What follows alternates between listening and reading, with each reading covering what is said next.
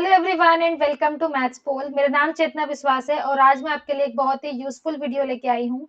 मुझसे बहुत से बच्चे पूछ रहे थे कि इम्पोर्टेंट टॉपिक्स बताओ कि ओडीपीडी में कौन से इम्पोर्टेंट टॉपिक्स होते हैं या लीनियर के लिए, ग्रुप के लिए, रियल के लिए। तो मैंने सोचा सारे ही सब्जेक्ट का एक ही वीडियो में ले आते हैं तो सबके लिए आसान रहेगा। इस वीडियो को एंड तक देखें ताकि आप वो सारे टॉपिक को बिल्कुल स्किप ना करें जो आप सोच रहे थे कि स्किप कर देते हैं। ठीक है। इसके अलावा मैंने टेलीग्राम और व्हाट्सएप पे ग्रुप बनाए हैं मैथ्स पोल डाउट के नाम पे। इन दोनों का लिंक आपको नीचे डिस्क्रिप्शन बॉक्स में मिलेगा। तो प्लीज इन दोनों ग्रुप को जरूर ज्वाइन कर लें। ग्रुप बिल्कुल फ्री है, लेकिन इसको बनाने का मेरा मेन एम यही है कि जो सेम स्टूडेंट सेम टारगेट की तैयारी कर रहे हैं ना, वो एक दूसरे से अपने डाउट शेयर कर पाएंगे। ठीक है। तो एक ऐसा प्लेटफॉर्म मिलेगा जहां एक दूसरे से आप शेयर कर पाओगे अपने डाउट्स, डिस्कस कर पाओगे, तो दूसरे का पॉइंट ऑफ व्यू भी समझ में आता है। तो इसीलिए इस ग्रुप को जरूर ज्वाइन करें। आई वुड सजेस्ट कि जो टेलीग्राम पे है वो टेलीग्राम को ही ज्वाइन करें, क्योंकि वहां पे एक बार में ज्यादा से ज्यादा लोग एक ग्रुप में ज्वाइन हो सकते हैं। जो टेलीग्राम पे नहीं आना चाहते हैं उनके लिए मैंने बनाया है व्हाट्सएप ग्रुप। तो अपने कंफर्ट के हिसाब से आप ग्रुप ज्वाइन कर सकते हैं। तो शुरू करते हैं आज का वीडियो। तो जो भी मैं सब्जेक्ट्स की आज बात करूंगी वो सीएसआईआर नेट मैथमेटिक्स से ही रिलेटेड होगा। ओके।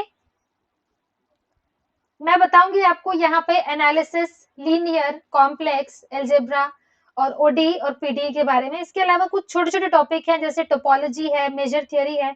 इनको भी बिल्कुल ना छोड़ें, क्योंकि बहुत से ऐसे रिजल्ट्स हैं जो हर टॉपिक से मुश्किल भी आते हैं और इजी वाले भी आते हैं। इसीलिए इजी वालों को तो हाथ से निकलने ही नहीं देना चाहिए। उसमें सिर्फ एक लाइन का स्टेटमेंट यूज होता है और अगर आपको वो स्टेटमेंट पेपर में आपको याद रहा तो वो नंबर आपके हाथ से कहीं नहीं जाएगा। इसीलिए मैंने टोपोलॉजी और मेजर थियरी के सारे लेक्चर्स, जितने मुझे लग रहा था कि सीएसआईआर नेट के लिए कंपलसरी है या इतना तो बेसिक है, आना ही चाहिए, मार्क्स मिल सकते हैं, कम से कम इजी वाले तो उन लेक्चर से इजीली मिल जाएंगे। इसीलिए प्लीज उन सारे वीडियोस का लिंक आपको नीचे डिस्क्रिप्शन बॉक्स में मिल जाएगा। प्लस टोपोलॉजी और मेजर थियरी की प्लेलिस्ट में सारे वीडियो सीक्वेंस में अवेलेबल है, इवन प्रीवियस ईयर क्वेश्चंस भी करवाए हुए हैं। तो आप प्लीज वीडियो के प्लेलिस्ट में जाके वीडियो को एक बार जरूर देखें। ठीक है। इसके अलावा जो सब्जेक्ट्स हैं उसके बारे में मैं आज यहाँ पे बात करूंगी। सबसे पहले आता है एनालिसिस। रियल एनालिसिस के कौन कौन से ऐसे टॉपिक हैं जो आपको आने ही आने चाहिए। देखिए, आपको सीक्वेंस और सीरीज आना चाहिए, क्योंकि उसका एक एक क्वेश्चन तो जरूर आता है और एक तो मैं कम बता रही हूँ। इजी वाले कुछ आएंगे और मुश्किल वाले कुछ आएंगे, है ना। तो सीक्वेंस और सीरीज और वो रिजल्ट्स जो है सीक्वेंस सीरीज का टॉपिक आप बिल्कुल भी नहीं छोड़ सकते हो। ओके। अच्छा, आपको ये जो सुप्रीमम इन्फीमम दिख रहा है ना, ये भी बिल्कुल मत छोड़ना, क्योंकि सुप्रीमम इन्फीमम का टॉपिक भी आपको अलग अलग तरह से घुमा घुमा के पूछ सकते हैं कि सीक्वेंस के रेंज दे दिया, उसका इन्फीमम सुप्रीमम पूछ लिया, या अलग सा मुश्किल सा आपको डिफाइन कर देंगे सेट और फिर उसका इन्फीमम सुप्रीमम निकालना पड़ेगा। तो एक बार अगर आपने सेट डिकोड कर लिया, उसके बाद आपको इन्फीमम सुप्रीमम निकालना बहुत आसान हो जाएगा। तो एक तो सीक्वेंस और सीरीज का टॉपिक नहीं छोड़ना है, दूसरा सुप्रीमम और इन्फीमम निकालने का बिल्कुल भी मिस नहीं करना। ये मैं बिल्कुल बेसिक बेसिक आपको बता रही हूँ जो आपको करने ही करने चाहिए। इसके अलावा यहाँ पे मीन वैल्यू थ्योरम है। घुमा फिरा के मीन वैल्यू थ्योरम से क्वेश्चन बन ही जाता है।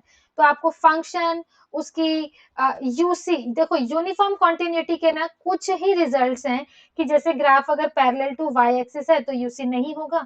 इस टाइप से छोटे छोटे रिजल्ट आप कर सकते हो। मैंने आपको ग्राफ थ्योरी की वीडियो ऑलरेडी इस चैनल पे दी हुई है। आप ग्राफ बनाना सीखो उस वीडियो से। ठीक है। एक बार आपको ग्राफ बनाने आ गए तो वो सारे फंक्शंस जिनका ग्राफ आपको आता है उनकी यूसी तो आप यूं बता दोगे। अगर यूसी है ना भी बता पाए ना, तो यूसी नहीं है तो पक्का बता दोगे। ठीक है। क्योंकि पैरेलल वाई एक्सिस से जैसे ही दिखा यूसी नहीं, आंख बंद, यूसी है ही नहीं। ठीक है। तो इस तरह से आपको ग्राफ का यूज करना भी मैंने इस चैनल पे ऑलरेडी बताया है। और यूनिफॉर्म कॉन्टिन्यूटी बहुत मुश्किल लगता है लोगों को, कुछ लोग छोड़ भी देते हैं, लेकिन कुछ कुछ रिजल्ट्स आप यूनिफॉर्म कॉन्टिन्यूटी के जरूर करें। डिफरेंशिएबिलिटी का भी कॉन्सेप्ट है जो कि बहुत बेसिक है, आ जाता है क्वेश्चन कि किन किन पॉइंट्स पे डिफरेंशिएबल है, किन पे डिफरेंशिएबल नहीं है। ठीक है। इसके बाद टाइप्स ऑफ डिसकंटिन्यूटी है। Function of bounded variation. देखो, ये जो बाउंडेड वेरिएशन है ना, ये बहुत ही इजी है, सिंपल है, और मैं भी अपने लेक्चर्स में आगे इसको कवर कराऊंगी, तो आप वो जरूर देख लेना, क्योंकि बाउंडेड वेरिएशन ना, ये समझ लो 2-3 लेक्चर का टॉपिक है, बहुत छोटा टॉपिक है, लेकिन इसको लोग अक्सर स्किप कर देते हैं। बाउंडेड वेरिएशन से आप बाकी प्रॉपर्टीज को रिलेट कर सकते हो और उन स्टेटमेंट्स पे क्वेश्चन आ जाता है। ऐसे हो जाता है कॉन्टिन्यूटी हो, यूनिफॉर्म कॉन्टिन्यूअस हो, रीमान इंटीग्रेबल हो या बाउंडेड फंक्शन हो, कौन कौन सा इम्प्लाई करते हैं बाउंडेड वेरिएशन और कौन से नहीं। इस टाइप के क्वेश्चंस घूम फिर के आ जाएंगे, आपसे पूछेंगे कि वो फंक्शन बाउंडेड वेरिएशन का है कि नहीं, अगर मोनोटोनिक हुआ तो बाउंडेड वेरिएशन हो जाएगा। इस टाइप से आपको एक प्रॉपर्टी से दूसरी प्रॉपर्टी रिलेट करने वाले कॉन्सेप्ट स्किप नहीं करने हैं। बाउंडेड वेरिएशन मुझे पक्का पता है कि बहुत से लोग छोड़ देंगे कि इसमें से कहाँ आ रहा है, लेकिन नहीं, आपको क्वेश्चन अगर आ गया तो आप वहां पर मुझे जरूर याद करोगे। आपको सिर्फ प्रॉपर्टीज से रिलेट करना आना चाहिए, तो ये बहुत ज्यादा इंपॉर्टेंट है। लेबेग मेजर, लेबेग इंटीग्रल, मैंने आपको ऑलरेडी बताया कि मेजर थियरी के कुछ कुछ टॉपिक्स हैं जो आपको आने चाहिए, और ये मैंने अपने लेक्चर्स में करवाया है, तो ये सब आप जरूर देख लेना, इसको बिल्कुल मत छोड़ना। ये जो मैट्रिक्स इतना पोर्शन है ना, इसको जरूरी नहीं है कि आप करो ही करो, ठीक है, अगर नहीं भी आ रहा है तो बाकी के हिसाब से ये बहुत कम मार्क्स का आएगा, तो आई वुड सजेस्ट कि इसको आप एंड के लिए बचा के रखो, अगर नहीं भी करवाए तो उसमें कोई प्रॉब्लम नहीं होगी, क्योंकि इतना सब करना है ना आपको। सीक्वेंस सीरीज है, फंक्शंस है, रीमान सम, और ये तो यहाँ पे इतना पोर्शन है जो आपको बिल्कुल भी नहीं छोड़ना है, ठीक है। इसके अलावा आप रिस्क ले सकते हो, आई वुड सजेस्ट कि आप सारा करो, लेकिन अगर नहीं भी कर पाते हो तो जितना मैंने बताया ना वो तो छोड़ना ही मत प्लीज, क्योंकि उसमें से क्वेश्चन बन ही जाते हैं अक्सर। इसके अलावा से भी बनते हैं, देखो मैं मना नहीं कर रही हूँ कि उनसे नहीं बनते हैं, जो जो मुझे इंपॉर्टेंट लगता है मैं यहाँ वो आपको मेंशन कर रही हूँ। The next is linear algebra. Linear algebra में सबस्पेस है या नहीं, ये क्वेश्चन अक्सर पूछ लेते हैं कि भाई एक सबसेट दे दिया, वो वेक्टर स्पेस का सबस्पेस है या नहीं, ऑपरेशन मैच करो, और सबस्पेस चेक करने के लिए तो सिर्फ एक ही रिजल्ट होता है ना, alpha a plus beta belongs to R subspace, तो वो एक रिजल्ट अप्लाई करोगे तो आपको सबस्पेस आ जाएगा। उसके बाद डायमेंशन का क्वेश्चन पूछ लेते हैं, बेसिस का क्वेश्चन पूछ लेते हैं, ये सब बिल्कुल भी मत छोड़ना, ठीक है। Then algebra of matrices, rank and determinant of a matrix and linear equation, बिल्कुल मत छोड़ना, क्वेश्चन आ ही जाता है और सबसे ज्यादा मेरे हिसाब से लीनियर से ही पेपर बनता है, तो आपको इसमें से कोई टॉपिक नहीं छोड़ना चाहिए। लेकिन अगर फिर भी आप मुझसे इंपॉर्टेंट पूछोगे तो मैं बोलूंगी कि ये सारे टॉपिक आप मत छोड़ना। आइगन वैल्यू, आइगन वेक्टर, मैं बता रही हूँ लीनियर का क्योंकि बहुत ज्यादा आ जाता है ना, इसीलिए हो सकता है ये पूरा लाल हो जाए, ठीक है। लेकिन आइगन वैल्यू, आइगन वेक्टर्स, केली हैमिल्टन थ्योरम बिल्कुल भी छोड़ने वाली चीज नहीं है, इसको जरूर करो, क्वेश्चन आएगा। कैनोनिकल फॉर्म के ऊपर मैं ऑलरेडी वीडियो बना चुकी हूँ, जॉर्डन कैनोनिकल फॉर्म, इसीलिए जॉर्डन फॉर्म को बिल्कुल स्किप ना करना, मैंने एक ही वीडियो में पूरा जॉर्डन कैनोनिकल फॉर्म आपको एक्सप्लेन कर दिया है, इसीलिए जॉर्डन फॉर्म को बिल्कुल मत छोड़ना, क्वेश्चन जरूर बनेगा इससे। Inner product space, orthonormal space, inner product space में ना आपको सिर्फ ये चेक करना होगा कि इनर प्रोडक्ट है या नहीं, तो उसकी जो 4 प्रॉपर्टी होती है बस वही देखनी है। और ऑर्थोनॉर्मल बेसिस, एक बार बेसिस मिल गए फिर ग्राम श्मिट यूज कर दिया, ऑर्थोनॉर्मल मिल गए, ठीक है, तो ये बहुत ज्यादा जरूरी है।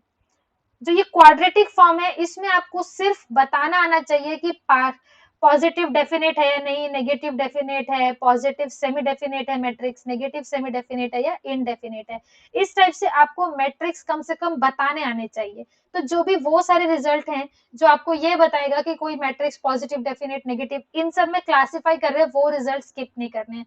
जैसे सारी eigen value positive if and only if the matrix is positive definite, इस टाइप से आपको ये सारे रिजल्ट स्किप नहीं करने हैं, ठीक है। तो क्वाड्रेटिक फॉर्म्स आपको आ गई। सो यार that's it for linear part, इतना तो आपको करना ही करना है, ओके। उसके बाद आता है कॉम्प्लेक्स एनालिसिस। कॉम्प्लेक्स एनालिसिस में ना ये कॉशी इंटीग्रल फॉर्मूला, भाई साहब इतना ज्यादा इंपॉर्टेंट है ना ये कि मैं बता नहीं सकती आपको। कॉशी इंटीग्रल फॉर्मूला तो भाई एक दो क्वेश्चन खींच ही ले जाता है, ठीक है, तो कॉशी इंटीग्रल बिल्कुल भी स्किप नहीं करना है। उसके बाद maxima modulus, maximum modulus theorem हमें ये हेल्प करता है कि कोई फंक्शन कांस्टेंट बन रहा है कि नहीं, या फिर उस फंक्शन का एक कर्व के ऊपर अगर maximum value inside that curve आ गई तो वो कांस्टेंट फंक्शन बन जाता है ना। तो इसीलिए मैक्सिमा मिनिमा प्रिंसिपल इसीलिए जरूरी होता है कि कहीं आपका फंक्शन जो इतना बड़ा सा खतरनाक सा फंक्शन आपको क्वेश्चन में दिया होगा, मैक्सिमम मॉडुलस लगाने से सीधा वो फंक्शन कांस्टेंट फंक्शन बन जाएगा, आप इजीली ऑप्शन टिक कर सकते हो। जो जो थ्योरम आपको ये बता रही है ना कि फंक्शन आपका कांस्टेंट है या फंक्शन आपका पॉलिनोमियल है, वो सारी स्टेटमेंट आपको छोड़नी नहीं है, ठीक है। तो यहाँ पे मैक्सिमम मॉडुलस प्रिंसिपल जरूर करके जाना। इसके बाद एक यहाँ पे मोबियस ट्रांसफॉर्मेशन लिखा है, इजी है, 2-3 क्लास का टॉपिक है मोबियस ट्रांसफॉर्मेशन, लेकिन इससे क्वेश्चन अक्सर बन जाता है। इसकी कुछ ही प्रॉपर्टी है कि ये कन्फॉर्मल को कन्फॉर्मल पे लेके जाएगा कि नहीं, तो इस टाइप से आपको कोई फंक्शन है वो देखना है कि वो मोबियस ट्रांसफॉर्मेशन है या नहीं, तो ये बहुत ज्यादा इंपॉर्टेंट है। फिर मोबियस ट्रांसफॉर्मेशन की रेंज क्या क्या पॉसिबल है, ठीक है, ऐसे ही इंटायर फंक्शन की रेंज क्या क्या पॉसिबल है, बहुत से क्वेश्चन आपको आ जाएंगे। रेंज ऐसी दी होगी जो उन 3 पॉसिबल रेंज में से उसको कांस्टेंट बना देंगे। जैसे इंटायर फंक्शन की रेंज क्या-क्या पॉसिबल है, या तो सी या सी में से कोई एक पॉइंट माइनस किया या सिर्फ सिंगलटन, ठीक है। तो इनमें से आपको पता चल गया कि अगर ये दोनों पॉसिबल केस नहीं है तो रेंज तो अल्फा है, फंक्शन कांस्टेंट है। यानी इंटायर फंक्शन की मोबियस ट्रांसफॉर्मेशन की इन सारे फंक्शंस के रेंज क्या क्या पॉसिबल है वो आपको पता हो, तो क्वेश्चन के हिसाब से अगर आपका कोडोमेन इस तरह का है जो आपकी रेंज डिटरमाइन कर देना, तो आपका फंक्शन कांस्टेंट यहाँ से भी निकल के आ सकता है ना। क्या पता आपका जो फंक्शन की रेंज हो वो यहाँ पे c माइनस 1 2 गिवन हो, तो वो तो इन दोनों में से कोई भी नहीं है ना, तो अल्फा ही बन सकता है, यानी कांस्टेंट फंक्शन ही बन सकता है। तो इस टाइप से आपको डोमेन का यूज करके हमारे फंक्शन की रेंज अगर पता लग जाए तो फंक्शन कांस्टेंट प्रूव हो जाता है। तो इसीलिए मोबियस ट्रांसफॉर्मेशन इंटायर फंक्शन की रेंज पे जरूर ध्यान दें, क्वेश्चन वहां से होते हैं। एक यहाँ पे सीआर इक्वेशन आपको दिख रही होगी, सीआर इक्वेशन से तो भाई बहुत ज्यादा क्वेश्चन आते हैं। ux equal to v y and u y equal to minus v x. I would suggest इसका चाहे कार्टेशियन फॉर्म हो चाहे पोलर फॉर्म हो, ठीक है, और जितनी भी फॉर्म्स इसकी है ना वो आपको आनी चाहिए। हर तरह से आपको कॉशी रीमान इक्वेशन की फॉर्म याद होनी चाहिए। उसके बाद यहाँ पे क्वेश्चन ये बचता है, u है v निकालो, v है u निकालो। बन भी सकता है कि नहीं चेक करना है, बन सकता है कि नहीं, हर u के लिए क्या कोई ऐसा मिलेगा जिससे u plus iota v analytic हो। उसके बाद आपको ये कंटूर इंटीग्रल निकालना आना ही चाहिए, क्योंकि अगर आपका कर्व क्लोज्ड है तो आप कॉशी इंटीग्रल लगा लोगे, लेकिन अगर क्लोज नहीं है तो भी आपको डिफरेंट टाइप ऑफ फॉर्मूलाज हैं जिससे आप इंटीग्रेशन ओवर कंटूर निकाल सकते हो, ये क्वेश्चन बन जाता है। उसके बाद मुझे यहाँ पे दिख रहा है कैलकुलस ऑफ रेजिड्यू, किसी का रेजिड्यू निकालना आपको आना ही आना चाहिए, पक्का क्वेश्चन बनेगा कि फंक्शन दे दिया आपको, इसका रेजिड्यू निकालो, ठीक है। तो ये आपको आना ही चाहिए। कुछ गिने चुने फॉर्मूले हैं वो बिल्कुल ना छोड़, अगर इतना भी आप कॉम्प्लेक्स में कर लेते हो तो मोर देन सफिशियंट है। इसके अलावा वाले रिजल्ट से कम आता है, इसीलिए उतना मैं आपको नहीं बता रही हूँ, ठीक है। The next is algebra. आपको ये 5 फंक्शन आना चाहिए, ऑयलर 5 फंक्शन और उसकी प्रॉपर्टी, या एक आपको फंक्शन 5 उसकी वैल्यूज निकालते कैसे कैसे हैं, ये आपको आना ही आना चाहिए, ठीक है। एक चाइनीज रिमाइंडर का क्वेश्चन तो हमेशा ही बन जाता है, तो उसका सीधा सीधा एक फॉर्मूला है, अगर आप वो सीख लोगे तो चाइनीज रिमाइंडर थ्योरम का क्वेश्चन तो कहीं हाथ से नहीं जा रहा, इसलिए चाइनीज रिमाइंडर थ्योरम जरूर करें। साइलो थ्योरम मैंने ऑलरेडी अपने लेक्चर्स में करा दिया है, साइलो 1 2 3। ये theorem as it is question बन जाता है, आपको ये पूछ लेंगे कि किस ऑर्डर के कितने ग्रुप मिल रहे हैं, कितने सब ग्रुप मिल रहे हैं, और ये सब साइलो थ्योरम से निकालना बहुत आसान होता है। इसकी वीडियो इसीलिए मैंने पहले ही बना दी थी। तो साइलो थ्योरम बिल्कुल भी ना छोड़ें, बहुत से लोग इसे छोड़ देते हैं क्योंकि ये एंड में आता है और तब तक हम एग्जॉस्ट हो जाते हैं, लेकिन इस थ्योरम को जरूर से, इसके 3 ही पार्ट हैं, उसको जरूर से करें। मेरी साइलो थ्योरम की वीडियो भी देखें, लिंक आपको नीचे डिस्क्रिप्शन बॉक्स में अवेलेबल होगा। क्लास इक्वेशन निकालना आपको जरूर आना चाहिए, ठीक है, क्योंकि इससे आपको काफी चीजें पता चलेगी ग्रुप के बारे में, क्वेश्चन सॉल्व करने के लिए बहुत जरूरी है। और क्लास इक्वेशन का क्वेश्चन भी आता है डायरेक्ट। रिंग्स में आपको आना चाहिए प्राइम आइडियल और मैक्सिमल आइडियल, इनके बीच में आपको देखना है कि कौन सा इंप्लाई करता है कौन सा इंप्लाई नहीं करता है। फिर अगर जी बाई एच है तो एच के मैक्सिमल आइडियल या प्राइम आइडियल होने से जी बाई एच पे क्या फर्क पड़ता है, इस टाइप के रिजल्ट आपको याद होने चाहिए, प्लस उसका एप्लीकेशन भी आपको आना ही आना चाहिए। इसमें से क्वेश्चन जरूर बन जाते हैं। और फिर यूएफडी प्रिंसिपल आइडियल, इसका ना आपको ज्यादा कुछ नहीं, बस ये देखना है कि जैसे field is contained in integral domain is contained in PID is contained in UFD is contained in integral domain। इस टाइप के रिजल्ट आपको आने चाहिए। आपसे पूछ लें कि UFD है या नहीं, तो अगर आपने ये प्रूव कर दिया कि PID है तो UFD भी हो जाएगा। तो इनका आपस में रिलेशन आपको याद होनी चाहिए, ठीक है। स्टेटमेंट तो एटलीस्ट हो, फिर आप एक का यूज करके दूसरे तक जा सकते हो, इसीलिए ये जरूरी होता है कि आपको आए। उसके बाद आपका ना इरिड्यूसिबिलिटी क्राइटेरिया भाई बहुत ज्यादा इंपॉर्टेंट है, बहुत ज्यादा जरूरी है कि आपको कोई पॉलिनोमियल देके बोल देंगे कि क्या ये रिड्यूसिबल है क्या ये इरिड्यूसिबल है, 5 से ज्यादा टेस्ट नहीं होंगे। इतने में ही आप बता पाओगे कि कोई ओवर क्यू या ओवर जेड वो इरिड्यूसिबल है या नहीं, वो प्राइम एलिमेंट है या नहीं। फिर प्राइम एलिमेंट और इरिड्यूसिबल का आपस में कनेक्शन, इस टाइप के क्वेश्चन जरूर बनते हैं, इसीलिए आपको याद होने चाहिए। और आपको इरिड्यूसिबिलिटी का क्राइटेरिया तो बिल्कुल नहीं छोड़ना है। इसके बाद मैं आपको बता दूं, ये जो गाल्वा वाला है फाइनाइट फील्ड एक्सटेंशन, ये मैंने तो नहीं किया था अपनी तैयारी में, मैंने ये नहीं किया था। मैं आज तक भी आपको खुला बता रही हूँ, मुझे गाल्वा थ्योरी नहीं आती है और मुझे कुछ यूज भी नहीं लगा। एक दो क्वेश्चन आएंगे, नहीं हुए तो कोई प्रॉब्लम नहीं, क्योंकि बाकी आप इतना सब करके जा रहे हो। तो मैंने ये फील्ड, फाइनाइट फील्ड, फील्ड्स का देखो टॉपिक मैंने ऑलरेडी यहाँ पे बताया है कि फील्ड, इंटीग्रल डोमेन ये पढ़ना जरूरी है। लेकिन उसके बाद ये जो फील्ड एक्सटेंशन है, ये गाल्वा थ्योरी है, ये मैंने नहीं किया था और कोई उतना खास मुझे डिफरेंस समझ में नहीं आया। तो अगर आप भी ये दोनों चीजें छोड़ना चाह रहे हो, field theory, field extension and Galois theory, तो आप छोड़ सकते हो, उसमें कोई बड़ी बात नहीं है, ठीक है। परमुटेशन भी बिल्कुल मत छोड़ना, उसका ऑर्डर निकालना, या डिसजॉइंट साइकिल परम्यूट, या एसएन का ऑर्डर क्या होता है, एएन का ऑर्डर क्या होता है, इस टाइप की चीजें बिल्कुल भी मत छोड़ना, ठीक है। The next is ODE. मैं ओडीई की बात करूं तो ऑर्डिनरी डिफरेंशियल इक्वेशन में आपको आनी चाहिए एग्जिस्टेंस एंड यूनिकनेस थ्योरम ना, इसकी डायरेक्ट स्टेटमेंट होती है, आपको सिर्फ अप्लाई करना आना चाहिए बस। डिफरेंशियल हो चाहे ओडी हो चाहे पीडी हो, मैं आपको बता दूं, आपको सिर्फ और सिर्फ फॉर्मूला पे ध्यान देना है, कैसे आप उसको अप्लाई कर सकते हो वो सीखना है बस, ठीक है। अगर आपको अपने फॉर्मूले से मिलती जुलती प्रॉब्लम दिख रही है तो वो फॉर्मूला आप वहां पे अप्लाई कर सकते हो, बस इतना आना चाहिए आपको।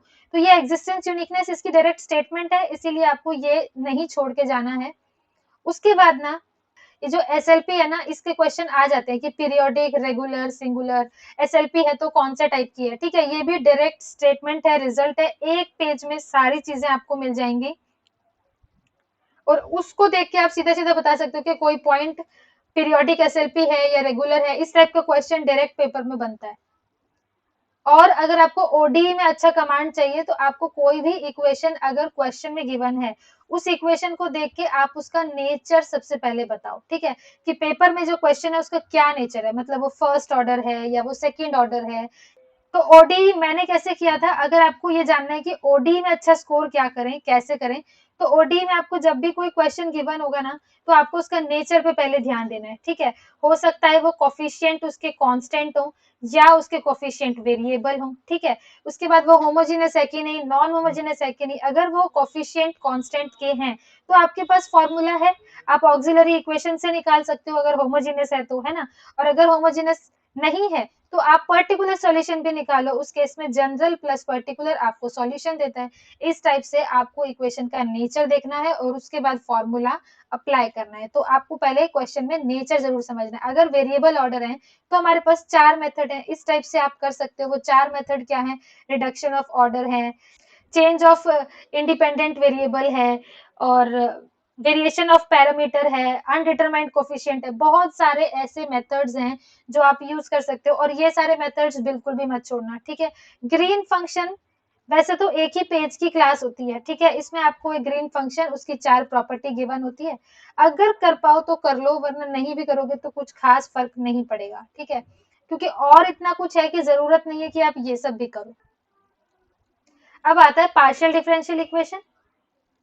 पार्शियल डिफरेंशियल इक्वेशन में मैं बहुत कुछ पढ़ के गई थी लेकिन पेपर में मैं नहीं कर पाई थी, इसीलिए मेरे हिसाब से तो पीडी मतलब करो ना करो ठीक है, लेकिन एक चीज है जो आपको करनी चाहिए, वो है आपको उनका नेचर बताना आना चाहिए, जो होता है ना r r plus s s plus t t, है ना। ये जहाँ पे आर क्या हो गया, coefficient of u x x, ये हो गया यू वाई वाई, और ये हो गया यू एक्स वाई। ये जो है ना classification of second order partial differential equation, यहाँ उसकी बात कर रही हूँ मैं, कि आपको सिर्फ नेचर बताना है क्लासिफाई करके कि एस स्क्वायर माइनस 4RT से ये देख लो, अगर नेगेटिव है तो इलिप्टिक, अगर पॉजिटिव है तो हाइपरबोलिक, अगर जीरो है तो पैराबोलिक। इसीलिए ये तो बिल्कुल भी मत छोड़ के जाना, ठीक है। इसके अलावा सिर्फ मैं आपको बोल रही हूँ लेग्रांज और चारपेट मेथड, बस इतना सा कर लोगे ना तो इससे आपको उसका सॉल्यूशन निकालना आ जाएगा। मैं आपको सिर्फ यही 2 रेकमेंड करूंगी कि आप करो। देखो हीट, लेप्लास, वेव, मैंने तो नहीं किया था और मैं बता रही हूँ कि पीडी का जितना भी कर लो आपको मतलब अप्लाई करना, पता नहीं कर पाओगे या नहीं पेपर में, है ना।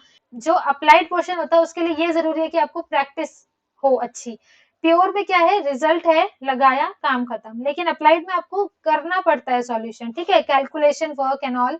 तो ठीक है, डिफरेंशियल इक्वेशन आपने ऑर्डिनरी कर लिया। पार्शियल में थोड़ा सा ये रहता है कि अप्लाई करें, आए ना आए, थोड़ा कंफ्यूजिंग भी हो जाता है। इसीलिए यहाँ पे मैं आपको सिर्फ ये दो ही मेथड, ये दो ही टॉपिक रेकमेंड करूंगी कि इसको तो बिल्कुल मत छोड़ना। सिंपल सा फॉर्मूला होता है लेग्रांज और चारपिट मेथड का, वो जरूर करो। और दूसरा ये क्लासिफिकेशन, ये दोनों बिल्कुल मत छोड़ना, इसके क्वेश्चन जरूर आ जाते हैं। इसके अलावा जितना कर पाओ उतना अच्छा। So that's it for today. मैंने आपको वो सारे टॉपिक बताए हैं जो मेरे हिसाब से किसी को भी नहीं छोड़ के जाने चाहिए। बाकी आई वुड सजेस्ट कि आपको सारा ही सिलेबस आना चाहिए, क्योंकि बहुत वास्ट सिलेबस है, बहुत ज्यादा कंपटीशन है। आप कोई भी सिलेबस का कोई भी टॉपिक छोड़ के रिस्क नहीं ले सकते, है ना। आप दे रहे हो तो एक ही बार में अच्छे से दो, लेकिन ये सारे वो टॉपिक्स हैं जो बिल्कुल भी मत छोड़ना। आप कुछ लोग बोलेंगे कि मैंने सारे ही टॉपिक बता दिए, लेकिन ऐसा नहीं है, मैंने बहुत सारे टॉपिक स्किप भी किए हैं, वो मेरे लिए लेस इंपॉर्टेंट है। लेकिन छोड़ने का मैं बिल्कुल भी सजेस्ट नहीं करूंगी आपको, ठीक है। सो आई होप ये सेशन आपको यूजफुल लगा हो। अगर लगा है तो please like, share and subscribe maths school. Thank you very much for watching and all the best.